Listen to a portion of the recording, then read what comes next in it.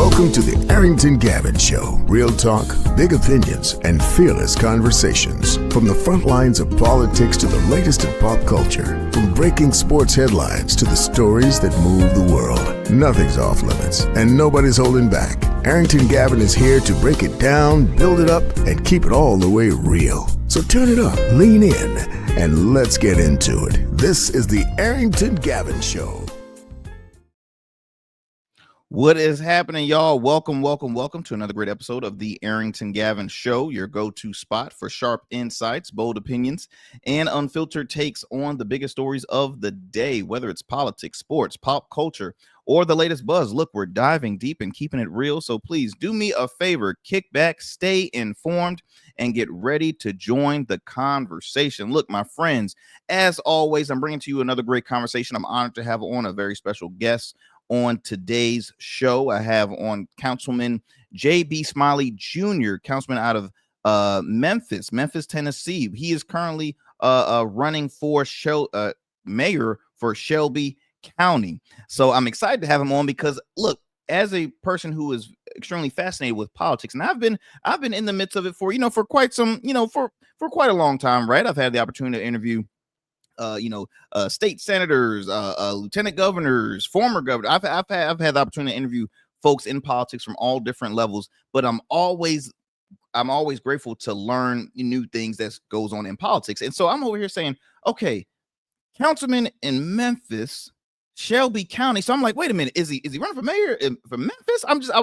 I'm learning. I'm like, wait a minute. So Shelby County. So that's why I'm glad he's coming on, because he can explain it easier for me, so I can make it easier for you all. Because as you know, we love to have great conversations and have fun here on the Arrington Gavin Show. But in addition to that, we always love to inform our audience. That's why we started the segment, What Role Is It? And why is it important? Because I wanted to start that segment so we can have an understanding on different political positions, starting from a local level all the way to state level, all the way to a federal level. Because you'd be surprised, so many folks or a large number of folks will not know what their clerk of court is, or city treasurer, manager, you name it. A lot of us, well, I won't say a lot of us, but a good number of folks are like, wait, what do they do? What role is that? We have a commissioner of the revenue. What is that role? And so we're just here to, provide that education. Because again, the more you know, the more you grow, and knowledge is power. So we have to continue to have an understanding on these different positions.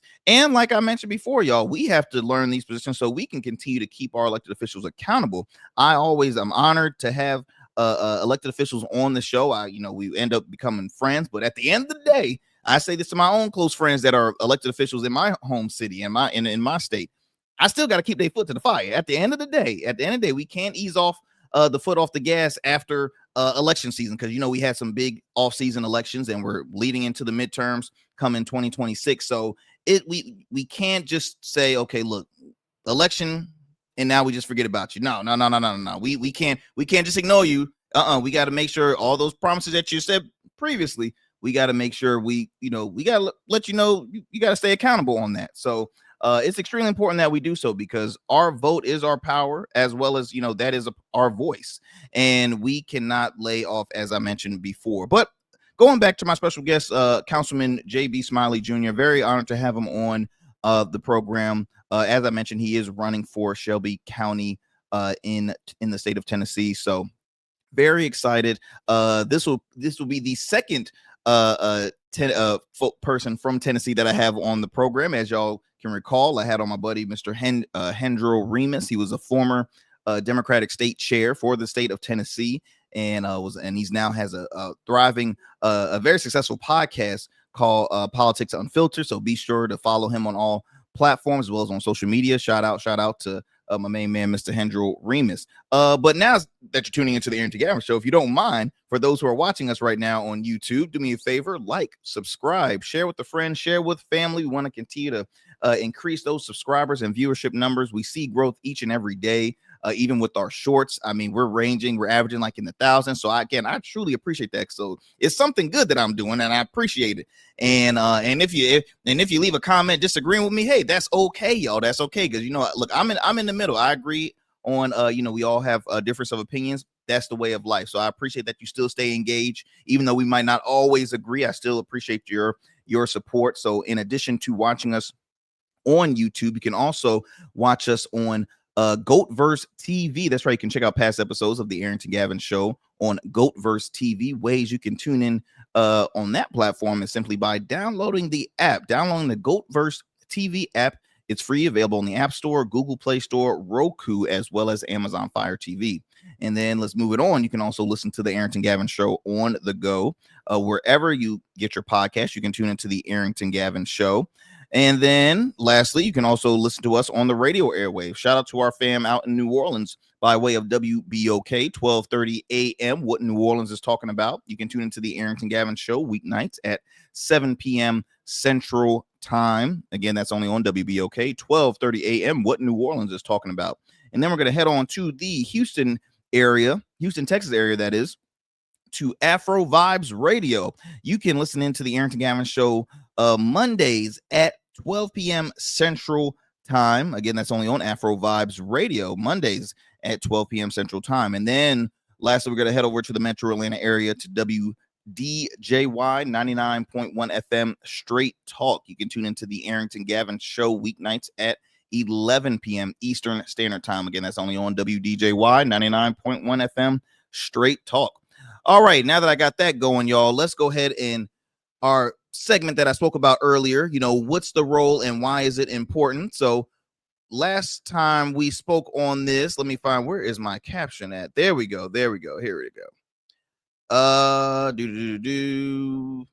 So last time we spoke about we're on the federal level now. I think previously we were on we were finishing up the judicial branch in the federal level. So now we are back to we're in the House Senate, because last time we spoke, we were talking about House of Representatives. What role do they have? Why is their role important? And so on and so on. So next we're moving on to the Senate. Let's see. Yes, the Senate, U.S. Senate in the legislative branch in the federal government. So the U.S. Senate, which holds 100 members, 2 per state. So like, for example, here in the state of Virginia, we have 2 senators. We have a senior senator in Mark Warner, a U.S. senator, and then we also have junior senator, U.S. Senator Tim Kaine. Tim Kaine's kind of like, it's back and forth right now because obviously y'all have heard of the government shutdown that recently happened. Mark Warner, both of them are Democrats, by the way. Both of them worked together for years, and they're at a little split, but that's a whole nother story for a whole nother time. But you have 2 senators representing a state.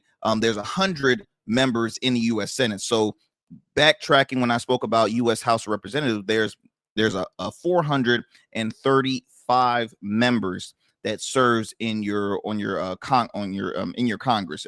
435 members.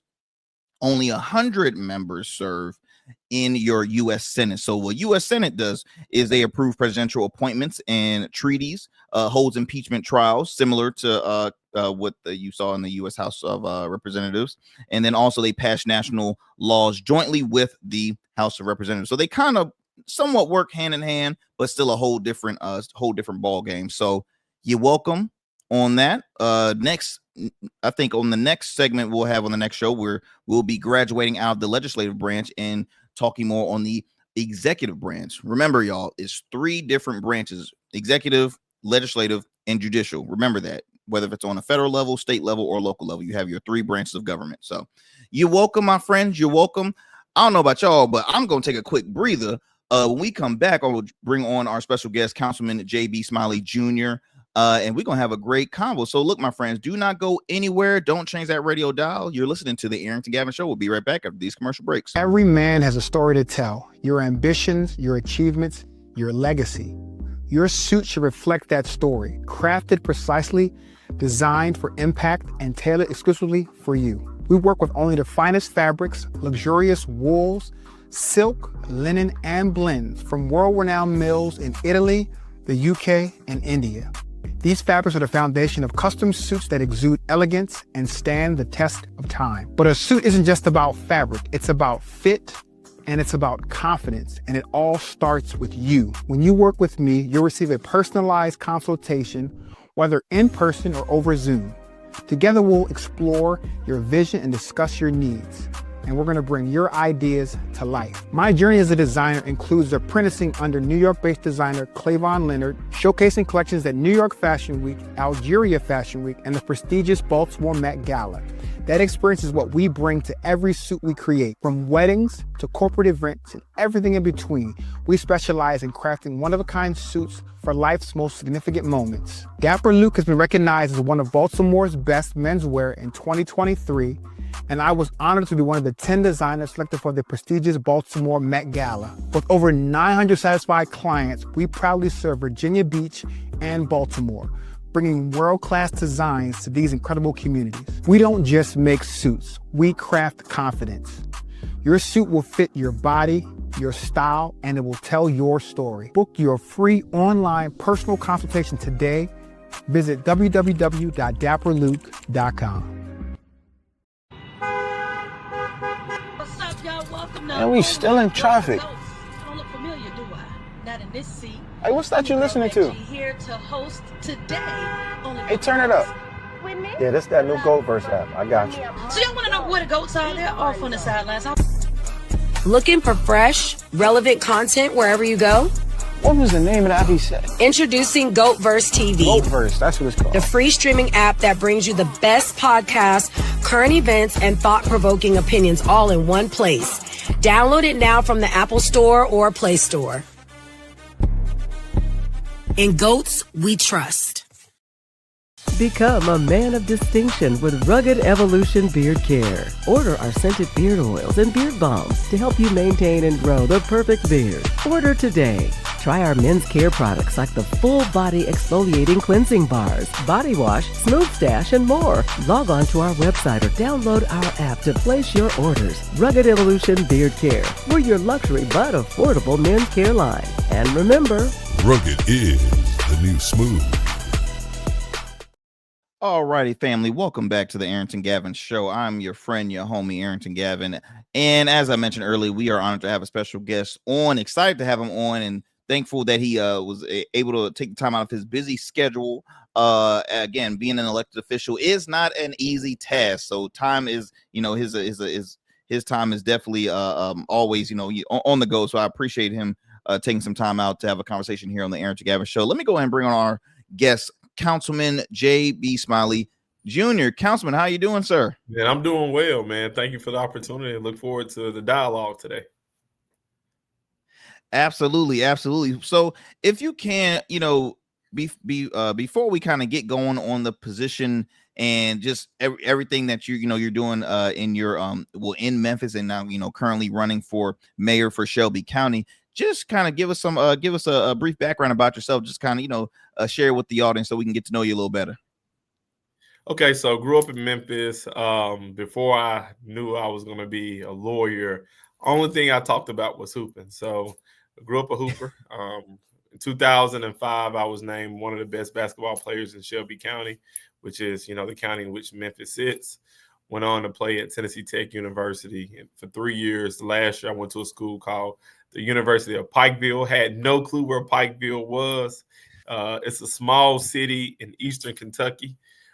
Finished my basketball career at Pikeville College, University of Pikeville now. Went on to play a little bit in Mexico. Played professional show basketball with the team called the Harlem Ambassadors. So you go city to city, state to state, playing basketball. It was pretty cool for a year. And then I finished up in the ABA, which was for a team called the Heartland Proud in Avon Park, Florida. And then, came back home to Memphis for about 4 months as I was preparing to go to law school, and went to law school in Little Rock, Arkansas. Did pretty well, graduated in the top third of my law school class. While in law school, I had the privilege of working for the Rose Law Firm. I had no idea how important it was to people in Arkansas when I got the job, but then quickly found out that it's the same law firm that Hillary Clinton practiced in when she was in Little Rock. Wow. So did that for a minute. Yeah, it was pretty cool. You're supposed to get there and act like you've been there. I did not do that. I had a flip phone at the time. I tried to find her office. Not the flip phone.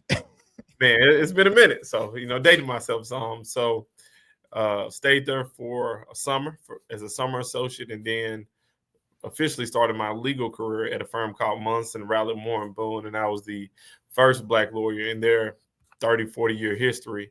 And then eventually came back home in 2017. And then, the rest is history in terms of trying to find ways to, because I was gone for quite a bit of time, and the community, in my view, was declining. So I tried to find ways to plug in and figure out how to put people in a better position. And, I think I've done some good here. That's awesome, man. That's awesome. I want to ask, because I always ask this question for, to, current elected officials or just, newcomers that are entering the world of public office. Yeah. Why there's folks that are, like myself, I do a lot in my community. But I will never say like, no, would I run for office? Absolutely not. That's not in my view. I have another call. See, that's what I'm saying. I'm like, so was public office, was it a moment for you to say, okay, this is the position that I need to take in order for a change to be done? Because obviously you took that leap of faith, heading to, to public office, running for local office, because you, like you mentioned, when you went back home, you saw a decline. And you're like, okay, I have to do something about this. I can't just be a person to, share it to our elected officials. I got to put in the action, and I got to put in the work. How was that thought process for you? Was it like, an immediate, like, I'm gonna do this, or was it some hesitancy? Did you have motivation from your family that said, what are you thinking? What's wrong with your boy? Like, how did that whole thought process go? I had when you first ran for a lot of what are you thinking? Have you lost your mind conversations with people in my family?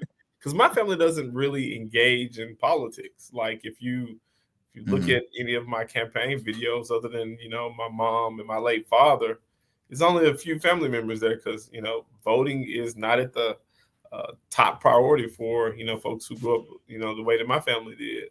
So, I think my first initial conversation, kind of alluding, because you gotta kind of tease it with folks from Memphis, particularly my family who, wasn't big on politics. I was like, hey, I think this is something I'm interested in. It was started in 2014. I was speaking on a panel about law, and what ends up happening, a young lady told me that there was a particular meeting going on and invited me to it. And next thing I know, I'm in a Democratic Party meeting. And this is before I knew anything about politics. So I thought those folks were making decisions for city government and county government, didn't know it was party politics. And I was in the meeting, remember leaning over to her. And I said, are these the people making decisions for us? She said, I know, right? And I said, I think I can do better. And from 2014 to 2016, I went on a deep dive, tried to learn everything I could know about politics. And at this point in time, I wasn't really sure if I was a Democrat, Republican. I didn't know where I fall on the political spectrum, because the only thing I knew for sure is my parents voted. Other than that, I didn't know how they voted. I just knew they voted. And I had to learn about, what ideologies I agree with, what policy points I agree with. And I just went on a deep dive and started learning everything I could. And then ultimately I decided to come back home. And then by that time, my family kind of knew I was leaning toward, getting involved in politics. And then I think the biggest wake-up call for me was a study in our local newspaper then. And then we only had like one main newspaper. Now it was two, but it was the Commercial Appeal. And my family, my mom's family, is from the poorest zip code in the state of Tennessee, 38126. There was an article in the new Commercial Appeal that said people who live in 38126 had a life expectancy of 13 years fewer than their wealthier white colleagues in a neighboring community called Cartyville. And what people would want you to believe is that people were dying in this particular community because of crime. But when you looked at the entire article and the report, you will find out it was because of lack of resources, a lack of investment.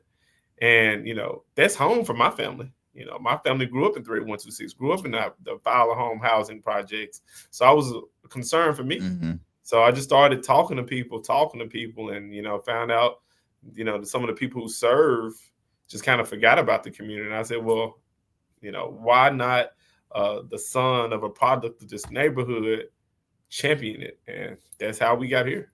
So my mom was like, I still don't know about politics, but keep talking about it.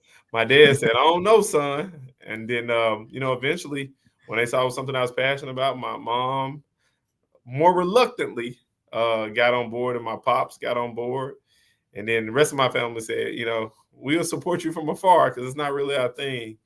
But, it's what I felt called to do.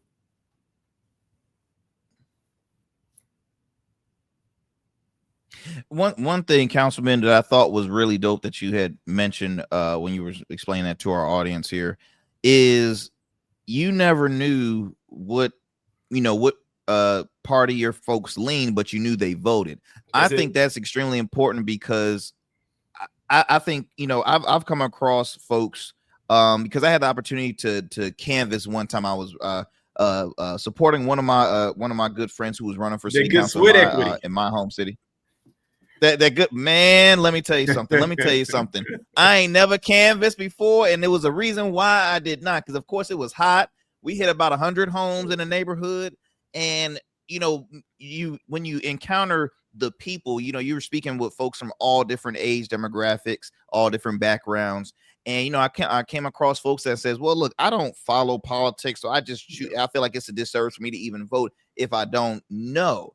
And I've always been kind of like on the opposing of that, because I'm like, if you're a taxpayer, people, what I keep on telling my listeners is you can't run from politics. Politics is a part of you in your everyday life. It might not be fun, it might not be enjoyable, but it's a part of your everyday life. And so I just think it's very important when you mentioned that you never knew what side your folks leaned, but they voted. They made sure they voted. And I think that's really dope because we have a lot of young voters that might say, okay, I'm voting on this side because of that's the kind of that's why I was raised, right? I'm voting because my folks told me this X, Y, and Z. I really never had my own thought on the on politics, but no, I just think that's very, very very important when you had mentioned that, because it's still to this day there's so many folks that are hesitant from wanting to know more about local government or government in general, because it's not like it's not a sexy field. It ain't a field that everybody want to learn about. You know what I mean? especially in these times right now, because I mentioned I'm in Virginia, where in the specific area I'm in, we have a lot of government workers, federal workers, and it's a touchy, I'm surrounded by a lot of military bases too. So it's a very kind of touchy field in this current climate right now. But I just wanted to point that out, that when you mentioned, I think that was really, really cool. So you have the support from your family, and how was that ish? Look, let's get it. That's not get it twisted. I had support ish. Yeah, because my family really don't engage in politics. They see me on TV, see me talking, but if you ask any outside the 5 or 6 who are going to be with me, ask them my policy points, they couldn't tell you. They just said they know I have their last name, and they're going to support it in terms of if they vote, they're going to say we're Smiley and clicking and be done. They don't really engage in the political process. I think what I attempt to do is, because a lot of people, the majority of people in our community don't engage in the political process. What I attempt to do is when I have an opportunity to talk to them about something, I make sure I'm speaking in a way that I'm talking to everybody else, because if I can get them engaged, imagine how many more people I can get engaged. Because let's see, here on local elections, 20% of the people engaged. That means 80% of the people are choosing to stay at home. So I have to be able to talk to my family who don't engage in politics in a way that says, you know what, this really matters to me. Because predominantly folks who live in my family, they live in poverty. They're not concerned with who's elected. They're concerned about these SNAP benefits being cut. Like, those are the issues. So I got to make sure what happens on a local level matters to them, and explain it to them in a way that it makes sense. You kind of answered my question there, because I wanted to ask why do you think that folks in our community, or just folks in general, are uninterested, or just they shine away from politics. I heard you mention kind of like you shared with them as being making it more relatable to them. Yeah, because I think that's where that's the turnoff that I'm hearing from a lot of voters, is that elected officials now they don't, well, to the voters don't feel that relatability to these elected officials, and that's why I've been very vocal where I believe in term limits. I think there's a lot of tradition in office, whether if it's on a local, state, or federal level. I think you have a lot of newcomers that are passionate. I'm passionate about seeing more young people. That's another reason why I'm excited to have you on, because you being a young individual yourself in politics, I think is always inspiring. But yeah, I wanted to ask if you have an added answer to that, like why are they kind of shying away? Yeah, it's not just that the elected officials aren't relatable. It's a slew of things. It's relatability. I think that's one of the things, but also too, we're not proximate with people. And what I mean by proximate, there's a guy named Brian Stevens. He said, if you want to address an issue, you have to be in close proximity with it. If I'm talking about, affordable housing, like what connection do I have to affordable housing? Can I talk about it? Can I talk about it in a way that says, he understands, she understands? Like, you got to be proximate with an issue. And also, too, in addition to being proximate with the issue, in addition to being relatable, you have to understand what's happening in your community. Like like right now we're talking about, when the government was closed and SNAP benefits were being abridged, the federal government was shut down, there was layoffs in federal government. How can you address the needs of the people right now? Like we talk about this thing being bad, but what is your local government doing to address the needs of people right now? One of the things that we did pretty quickly, not only did I talk about that we were going to provide utility assistance for those folks who were being impacted by the federal government shutdown, we extended a $2.5 million loan, forgivable loan to the nonprofits and community give help directly to people being impacted. You have to show people you care, show people you understand, be relatable, and also be compassionate in these times. But in addition to that, you have to find ways to reach and meet people where they are. So in addition to reaching them on social media, you got to meet them where they are. So what we do a lot of times, my team, they push back on me a lot because I hate suits. Like, if you walk around Memphis, you're going to see me in a hoodie tee, some jeans, it'll say Smiley on the shirt, but I'm a t-shirt jeans guy every day. And it's like, we got to throw on a suit. We got to throw on a suit. We got to throw on a suit. But like folks in Memphis, they're like, oh yeah, Smiley's going to be here. They can tell you where I'm going to be at because like they know me. And I think we have to do a better job of trying to be set apart from the community, because we want to, elected officials want to be seen as folks who you look up to. And I think we also need to be folks that people actually know. I think that matters. Like, we need to be known. I couldn't agree with you more on that one, Councilman. Building that relationship between community and local office is key. Is extremely important. And I like how you you mentioned about the the attire, because for those that are watching us right now, or for those who are listening to us, I'm rocking a hoodie, and man, I swear I'm very comfortable. I'm very comfortable right now. But and don't get me wrong, I love rocking suits. Like I was at an event last night and was dressed up and stuff. But it's something about again, when you're dressed comfortable, being very relatable, and that attracts voters from, because I always tell this to my audience, is that elected officials are not celebrities. There's a lot of folks that really do that. They are the same as you and I. Now, I have been a stickler, saying, hey, look, there might be some folks that might, think that role is a celebrity role, and that's why it's so important to vote, so you have the right person, in office. But at the end of the day, you shouldn't feel uncomfortable, if you see one of your elected officials maybe in the grocery store. Hey, whether you just want to say hi, build that relationship, because they want to hear from you. They want to hear, how's everything going within your neighborhood? What can they do to help better? They want to hear that feedback from their constituents. So, I couldn't agree with you more on, again, that relatable factor building that bridge, building that relationship with the community is extremely important, especially during these current times. So look, Councilman, when you ran for council, right now, was this I didn't go too far back when I was doing my notes here. 2019. I was elected 2019. in October 2019. Okay. Wow. How was that feeling once you because you were new to politics? Was this your first time running for office? Trying to figure it out. Trying to figure it out, man. Trying to figure it out.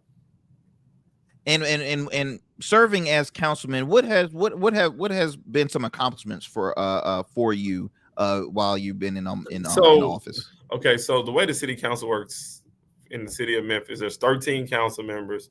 We all vote on everything, and a lot of people try to take credit for things they just voted on, but then champion. So we've accomplished a lot of things as a body. But what I take most pride in are the things that I know that will outlive my term on council. I have a couple more years on the council, but I like to talk about the things that outlive my tenure, because I could vote on a budget that I know, when we receive millions and millions of dollars of ARPA funding.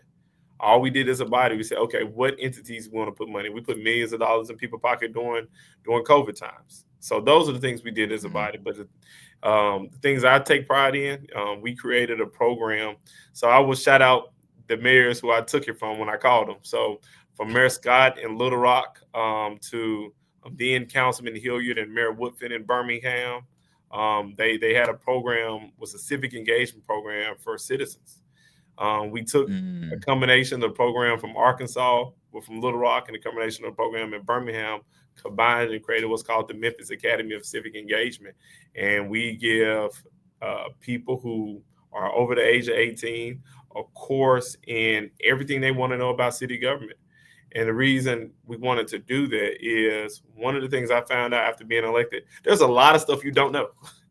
No matter how informed you want to be, there's a lot of things you don't know and you don't understand. And if you don't know something, you don't understand something, it's easy to have a very cynical or being a skeptic about something you don't know.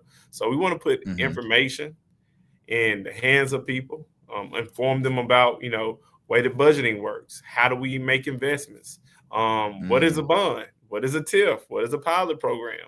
All the things that we talk about on a political area, I want to make it accessible to people, like the history of the city of Memphis, the quasi-government agencies we work with, and put that in a 7-week course. And we graduate about 90 people. But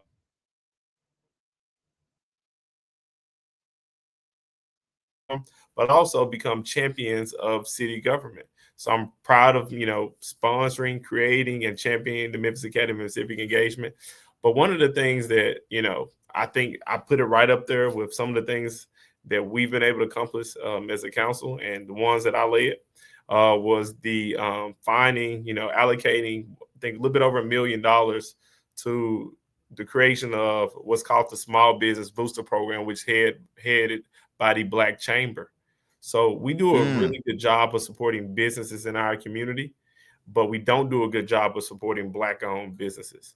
So I wanted to make sure we had a program dedicated supporting small Black-owned businesses so that they can have an opportunity to scale up, just like these majority businesses that we champion and incentivize to come into our community. Because we can talk all day about majority firms coming into our community, but the truth of the matter is the largest economic engine in our community is the small businesses. And particularly in Memphis, being a majority minority city, we don't do a good job of supporting those businesses. So I wanted to make sure there was a program in place that champions those businesses and not only gives them a financial incentive, but also gives them technical training. So when they complete the program, they have the expertise, the relationships, and capital so that they can continue scaling their business. And when they scale their business, what we've seen in the data is they hire people within the community, which also keeps the people who are in the at-risk area not working.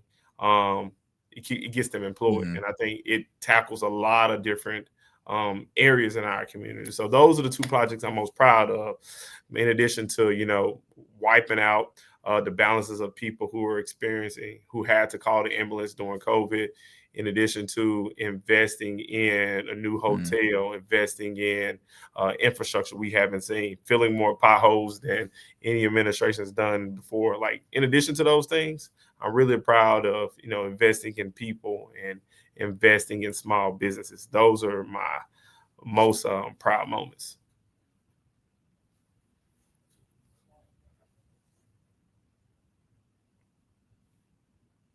Awesome.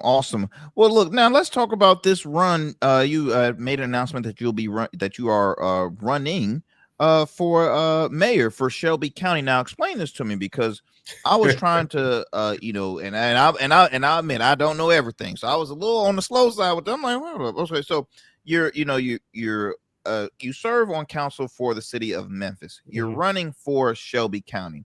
So now, me in my head, I'm like, normally, ain't it okay? The city that he serves and council, isn't he running for? So explain that to me. How does this explain Shelby County? Because what I have read on Shelby County, oversees a lot of, almost close to 1 million people population wise. I would think it's like in a 900,000 range. But explain those counties, if you don't mind. Okay, so you have the county mayor. Inside Shelby County sits 7 municipalities. So you have Bartlett, you have Collierville, okay, you have Arlington, you have Big Memphis, you have Lakeland, you have Germantown, you have Millington. Those are the municipalities that sit inside of Shelby County. So the city mayors, well, let's specifically talk about Memphis. The city mayor of Memphis, he has a responsibility of Memphis police, Memphis fire, the sanitation, your trash pickup within the city, the sanitation workers, the infrastructure within the city. So think Memphis police. However, there's a lot of things I did not name that the county mayor has responsibility of. Like, one, the health department. If somebody gets sick, who's supposed to step in? The health department. That falls within the purview of the county mayor. Also, the backbone of every community is an education system. The education system falls within the county mayor's budget. And then the Shelby County Sheriff falls within the county mayor's budget. The way that I view the county mayor is the chief collaborator in terms of connecting all of the other municipalities. Like today, I had a breakfast with all the other municipal mayors talking about, the future of our community and the way that I believe we need to be going.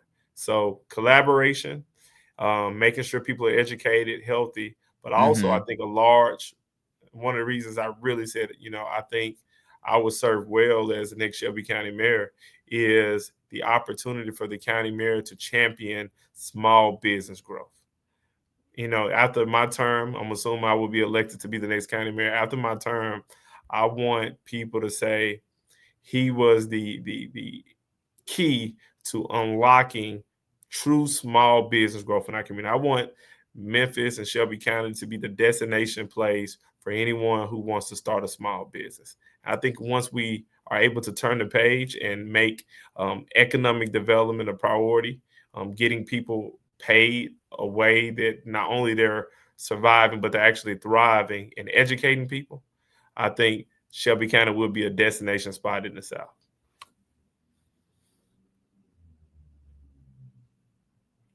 Interesting. How would your leadership change serving as county mayor differ from how you're currently serving now? How would would it change? Would they get the same person?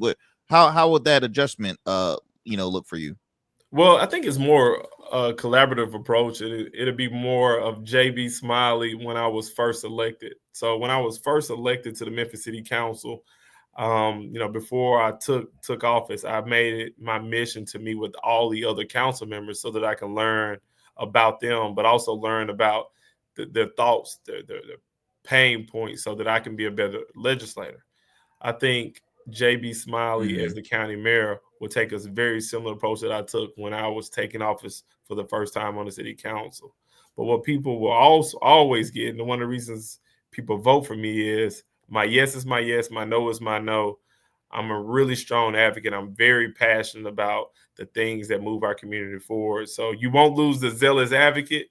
You'll just gain a more collaborative approach. Like on the council, I lead, but I lead very strongly. Mhm. As a mayor, I will lead, and I will lead very strongly, but it'll be a more collaborative approach as we talk about how we move all 7 municipalities around a shared vision.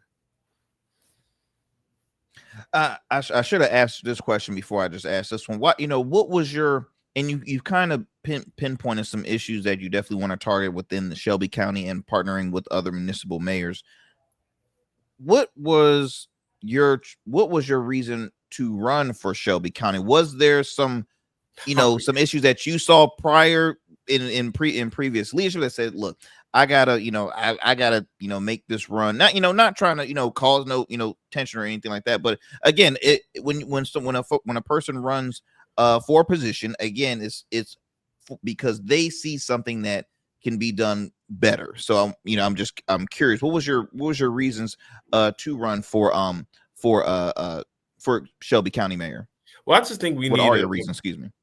Yeah, I think we need a paradigm shift. If you look at where we are as a county, 75,000 people have left our community in the past 10 years. That is a very large number. I heard a gentleman say people are voting with their taillights. They're leaving our community. Businesses are leaving our community. So in order to get to the place I think we need to be, we have to do something completely different. I'm completely different than every other candidate in this race. I tell people that, and I don't back away from it, because I have a hard time attempting to acquiesce on certain positions that I think is absolutely vital for our community. I won't change my stance when it comes to firearms in the city of Memphis. I won't change my stance when it comes to education in the city of Memphis. But what I will do is I will stand up every single time when a supermajority in the state tries to come in and tell a predominantly Black community what to do, especially when they're not proximate with the issues in our community. And you talk about what I saw for me to decide to run for county mayor. There's a lot of things. There's inefficiency within government, but also a lack of relationship building and a lack of, understanding of finance. Right now, the county government, an article came out yesterday that said the county government is worried if they're going to make their payroll because they have $43 million in unexpected expenses. That's not acceptable. And we have to hold our elected officials to a standard that says we're going to be transparent in our finances, but we're also going to make sure we pay the people that actually work for us. This is the first time ever in our state's history that a county government has failed to put forth a budget that was approved by the state. The first time in the state history. We need something completely different than what we've been doing. We are in a budget crisis. So I anticipate county government making some really tough decisions within this last fiscal year. And if they don't, my administration will have to make a complete change, course correct, in terms of how we treat infrastructure projects, how do we treat all capital projects, how do we pay people, how do we make sure that the retirees, when they retire, can retire with some dignity. We have to do a complete course correct if we want people to consistently choose the 901 like we say.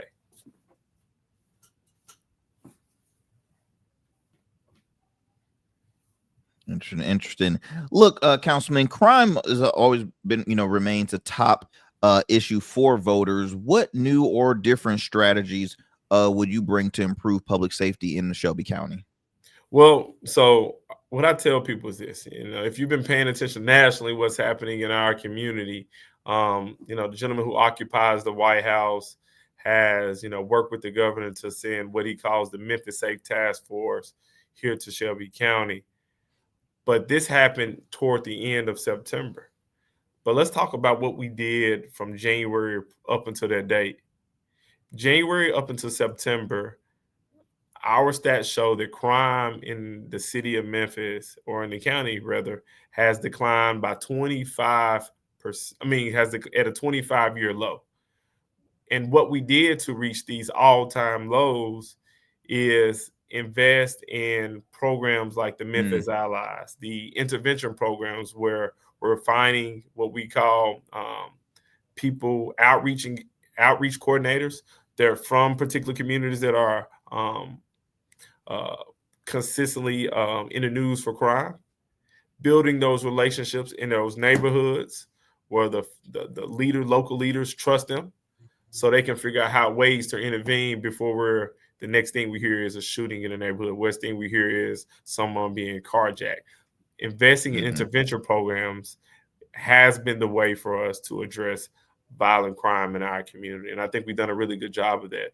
What I would do different on the county side, because the county is not directly involved in crime fighting from the county mayor perspective, but what the county mayor can do, we can take a completely different approach. What I mean by that is we all know we can't arrest our way out of crime. We can't ticket our way out of crime. But what we can do is address the root causes of crime. The root causes of crime is lack of housing. We have to find ways to invest in affordable housing. We need to give people put roof over the folks' head who actually need it. But in addition to that, we have to unleash economic opportunity in every neighborhood, not just 38103, which is a wealthier neighborhood here, but also in 38126, 38106, 38114, by investing in small businesses. The reason I talked at the top of this program about investing in small business, and I said this impacts a lot of different areas, it also impacts crime. Every statistic that you read will tell you this. If you put dollars in people's pockets, they're less likely to commit crime. And the folks who hire those folks who may commit crime are the people who know them. And guess who know them? The small business owners, because they're going to hire their cousins. They're going to hire, their friends' nephews, their friends' sons, or their friends' daughters. And those individuals, we keep them employed, paid. What we will see is a reduction in crime. We have to address the root causes, because a lot of crimes in the city of Memphis are crimes of necessity. They're not asking government for a handout. They want government to be efficient and to get it right and do right by people. And I think if we couple investment and intervention with affordable housing and supporting small businesses, we will have a true reduction in crime, and also blight mitigation. It was funny you brought that up, because I was literally about to ask about economic growth, because you mentioned that the numbers are dropping in Shelby County. Folks are moving out. You mentioned, crime could be a factor, and also affordability. And, again, folks will be like, okay, why do I need to stay if I'm not receiving the same support from my community, from my my local government or my community? Like, I got to get out of here. And we're seeing that happen really across the nation, right? I see it happening in the DMV, the DC, Maryland, Virginia area. I've seen it happen in Louisiana. I've seen it happening in Texas. I've seen it happening everywhere, and to the point where folks cannot all, congregate to one state because they said, hey, look, it's a affordability or this and the other, because eventually that's going to overpopulate and they're not going to have any room. So it's up to their current states and cities to, as you mentioned, find ways to work with the local small businesses to stop and to have affordable housing across the board from there. What's also say some of your plans, or is this something that you'll be working with the other municipal mayors? What will be your plan to create jobs and attract businesses while balancing the needs of longtime communities? Oh, hold on, y'all. We had a little technical difficulties. We lost Councilman Smiley. No worries. We are we should let's see. Let's go ahead. We're gonna take a quick commercial break. Don't go anywhere. You're listening to the Arrington Gavin Show. We'll be right back after these commercial breaks. Every man has a story to tell. Your ambitions, your achievements, your legacy. Your suit should reflect that story, crafted precisely, designed for impact, and tailored exclusively for you. We work with only the finest fabrics, luxurious wools, silk, linen, and blends from world-renowned mills in Italy, the UK, and India. These fabrics are the foundation of custom suits that exude elegance and stand the test of time. But a suit isn't just about fabric, it's about fit and it's about confidence, and it all starts with you. When you work with me, you'll receive a personalized consultation, whether in person or over Zoom. Together, we'll explore your vision and discuss your needs, and we're gonna bring your ideas to life. My journey as a designer includes apprenticing under New York-based designer Clavon Leonard, showcasing collections at New York Fashion Week, Algeria Fashion Week, and the prestigious Baltimore Met Gala. That experience is what we bring to every suit we create, from weddings to corporate events and everything in between. We specialize in crafting one-of-a-kind suits for life's most significant moments. Dapper Luke has been recognized as one of Baltimore's best menswear in 2023, and I was honored to be one of the 10 designers selected for the prestigious Baltimore Met Gala. With over 900 satisfied clients, we proudly serve Virginia Beach and Baltimore, bringing world-class designs to these incredible communities. We don't just make suits, we craft confidence. Your suit will fit your body, your style, and it will tell your story. Book your free online personal consultation today. Visit www.dapperluke.com. All right, welcome back, my friends. We had a little technical difficulties with the councilman. We got him back though. We got Councilman JB Smiley back with us. What's going on, Councilman? Yeah, I don't know what's going on, but I'm back. See, I always say when you speak in truth, they always try to shut you up. But see, we want to make sure. No, all good, man. No worries. So before that commercial break, I asked a question. Wanted to kind of expand more on the economic growth and opportunity for Shelby County. In addition to some of those avenues that you were speaking on earlier, what else could you say will be a good plan to create for you? Would you like to create jobs and attract businesses while balancing the needs of long-time communities? So will be a plan for you to create those jobs and opportunities. Well, I think where we are as a community, in addition to making intentional effort to invest in small businesses, I also think the role of county mayor, in addition to being the chief collaborator as well, it has to be the chief economic officer, the chief economic development officer. You have to be intentional about attracting businesses to our community. So think about a year ago,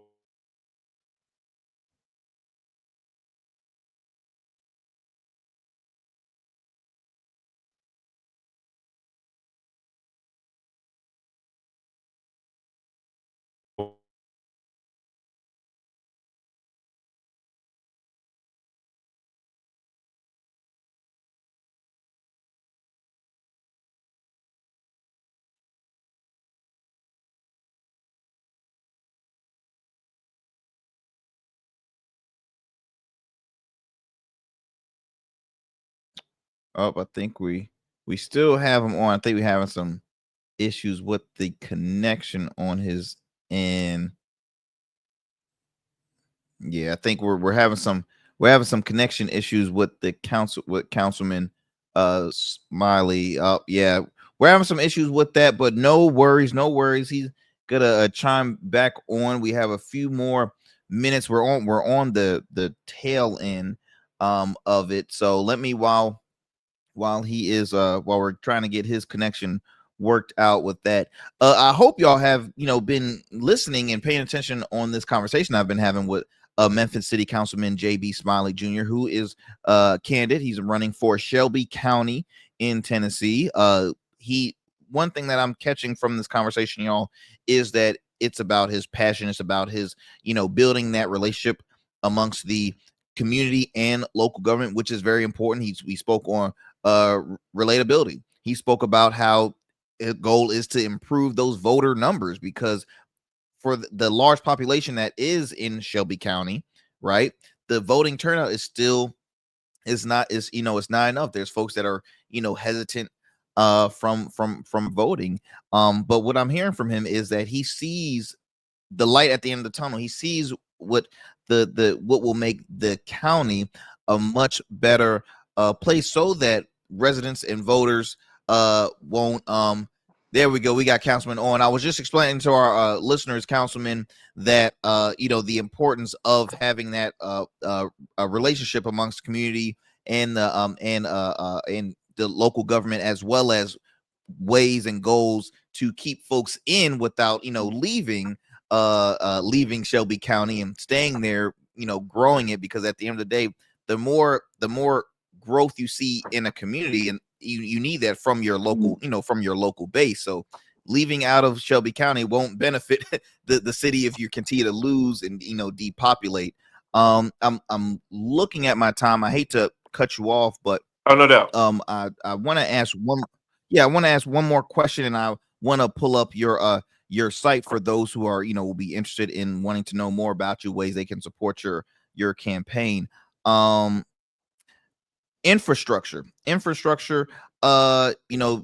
You chaired committees focused on public works and services. What improvements would you prioritize at the county level to improve, say, daily life for residents? Okay, so let's talk about daily life. One of the things I spend a lot of time talking about now is keeping people connected. Whether it's simply paving the streets, whether it's trying to determine if we need new roads, but also getting to a point where the county says, you know what, we need a regional transportation system. If you look at all the large cities, metropolitan areas, they have reliable public transit. We don't have that here in Memphis. We have a transportation company that is going through significant woes if you just look it up. I think at some point, all of the other municipalities, including county government, have to decide that we want people to be connected all throughout our area.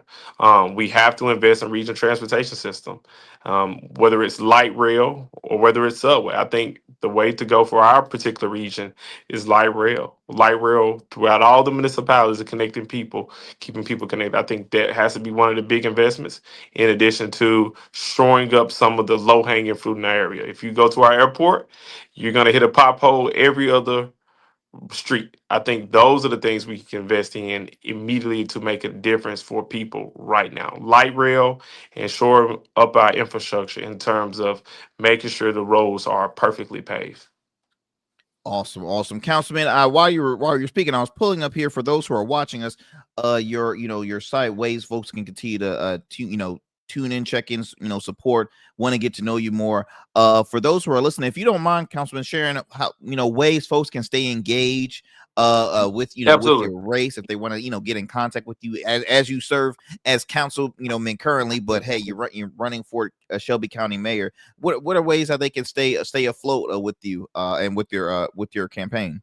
Okay, so you can learn more about, what we're doing. We plan to, drop a policy platform at the beginning of January. The race isn't until May, by visiting votejbsmiley.com. You can give us a call at 901-352-0478. And, follow us on all our social media platforms.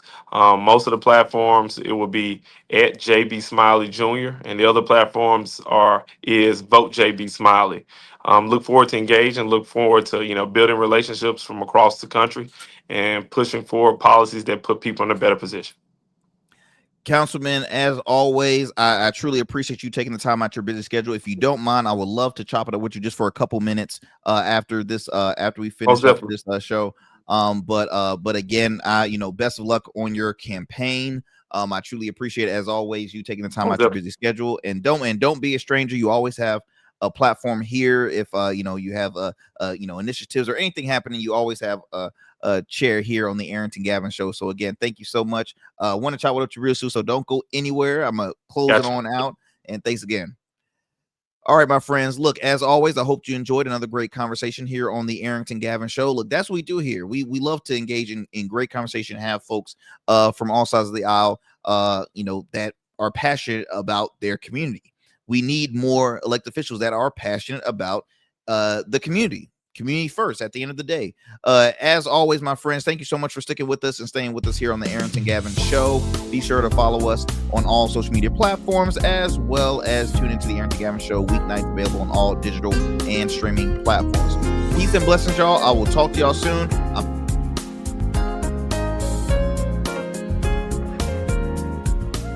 That's it for tonight on the Arrington Gavin Show. Thanks for tapping in and keeping the conversation alive. Don't forget, stay connected with us on all platforms. Follow at Arrington Gavin on Instagram, Blue Sky, and X, and subscribe to the official Substack for exclusive takes and deep dives you won't get anywhere else. We're here every weeknight, same time, same energy, same real talk. Until next time, stay bold, stay sharp, and stay true. That's what we do on the Arrington Gavin Show. Peace.